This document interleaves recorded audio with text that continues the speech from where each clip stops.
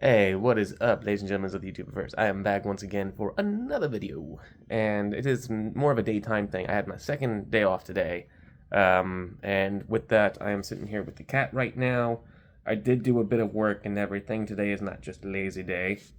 So check this out. I can show you from here. I'm not getting up. Once this dude's on the lap, he's sitting there. I'm not gonna make him move. It's about I think about a week ago, he was on my lap and he was sleeping so soundly he was snoring a little bit because the way that his head was leaned and everything. It was adorable. I couldn't record it because my phone wasn't with me at the moment, so that was a little moment that I got to enjoy. And even when I went to work later, one of the people I work with was like, "Man, if my cat was on my lap snoring, I would not be coming into work." I said, "Yeah, man," but he got up before I had to go, so it's all good.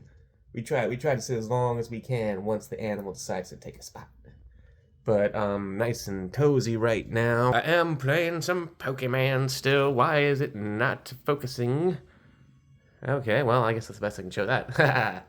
And you do realize there's the 30-gallon and the 20-gallon has a light over it. I'll explain that in just a moment. Dramoka is in the other room with the birds. So she's off the file cabinet now. Because Rorschach, the little cat right here, this little guy was trying very hard to see what Dramoka was up to and getting all up in her face, and she was getting stressed. And I don't want to stress out my old Cuban Falls chameleon. So with that, right there, I know. Hold on, focus again. Yeah. So that 20-gallon, that is right now where Michigan J actually is. The follow through with the rehoming did not go through like I wanted. To be completely honest, the more and more I thought about it, and after a couple of days of having to kind of schedule everything and nothing really happening, I'm just, I do have extra domes. Thankfully, with my job, I can get a few extra lights. So for now, I took the light off of Frogger's 30 something gallon, let's get 35, 36, something like that, and moved it over to a 20-gallon where it's just Michigan J in there. And I switched out the thing. You can see like it's like a little dragon dinosaur looking thing. That's that green thing sticking up. It's an artificial ornament, nothing natural on that. And I moved in.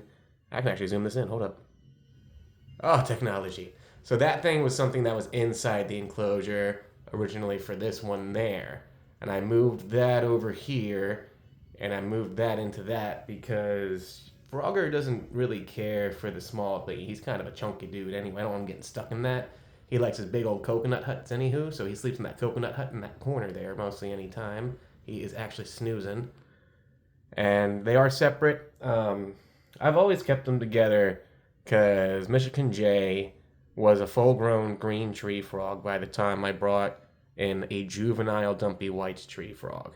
I knew there was a size difference. I never knew quite how much, but they always were good with each other. And when I do put them up in the other room, I'm still trying to figure out where I'm going to set them up because I need one extra stand. I'm just really trying to decide which one of the things I'm going to take out of the room here. I'm not sure if I want to do that because I do want to keep that old cabinet thing there with those drawers. I need to put some clothes and stuff in there and fix some stuff up for that. Because now that the animal's going to be off it, I can start pulling drawers back and forth and opening things and making noises under them. And I never really touched those drawers much. Only that top one ever stored anything because I didn't want to, frustrate them. I didn't want to scare them. It's a lot of rumbling and noise. You got to think from the perspective of a tiny frog that can feel vibrations and has an ear very different from our own. It could be a lot of noise and a lot of stress opening them drawers a lot. So I did not mess with those when they were up there a lot. And I do have, as you can even see right there in that old 10-gallon I'm not using right now, I do have a couple extra tanks that are not being used for anything special. And I just have them hanging around in case I need to watch something or something needs to get rehomed into something. Kind of a deal. I'm not really taking any more animals, though. Now that I'm separating Michigan J and Frogger, like I am, it is more so just an extra tank to keep eyes on. Excuse me, burping. And also, I do this because I do expect Jamocha and Scabbers not to be around for too much longer. And here, let me turn this around. So, I don't expect them to be around for too much longer. They're old for their species, and that's why. Really, at this point, either one of them can pass away, move on, Rainbow Bridge in the sky at any point in time, and they've lived a full life. So that's amazing. It's going to be sad when they go, but it's not going to hurt as bad as when I've lost some animals to illness or just accidents or something like that. Thankfully, when it comes to accidents, it's more like fish swallowing something they shouldn't in the enclosure. I've never, thankfully, it's been close, but I've never actually really crushed an animal or done anything. And that can always still happen, which is why very due diligence not to do anything bad and being very, very careful with how you handle animals in general. It's you take it one step at a time, very slow as you go, and that makes the animal safe, calm, and way less likely to be in an accident. So, and speaking of accidents, that guy was not expected. He's a happy accident. If you remember him from the past. Rorschach's gotten big, man. He's grown up. And he's right now in his chill mode, so that's super duper cool. So with him on my lap and with this going on, about like 10, 11 in the morning here, I'm taking a little break. I did not forget talking about how I was going to do the recording for the tank stuff at night. I'm going to do that, I think, tonight. Last night I had someone come over and hang out, and by the time they left, I was very tired. So I didn't want to push myself to stay up too much longer. And then, but the funny thing is, I woke up 12, 1 in the morning, something like that.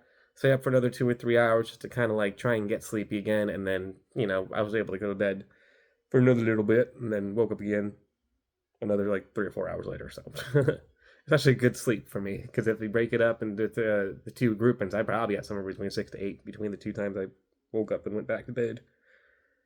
But this dude, he's not letting me go anywhere for now. And because of that, I think it's time for me just to get to gaming and relaxing for a bit. In the next hour or two, I'll do more, and I'll do another little vloggy thing later to show you how much more, where things are at, what I done, And I'm doing this only because everyone's got stuff they got to do, and this is dealing with live animal movement and everything. And I will probably not be able to record how I do it because I am doing both hands.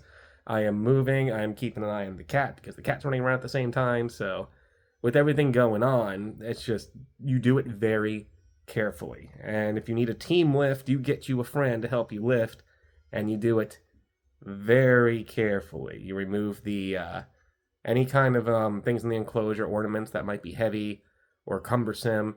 I would say take everything out as far as that goes. Have the animal put into like another temporary container outside of their permanent enclosure, and then once you get that permanent enclosure moved to its new spot, then that's the time you go ahead, you bust the stuff all back out. I would say rearrange it and move things around, give them a bit of a little stimulation as far as like figuring out where stuff is again. That's a good way to like keep your animals from being bored as far as lizards and frogs and stuff. Move their stuff around every once in a while. Not their favorite heights when they're under it, of course. Wait until they're moving around to move their stuff around. You never want to lift the hide off your animal because you don't want them to feel unsafe in their own enclosure. You want them to be able to feel safe in their safest spots, most favorite spots that they got.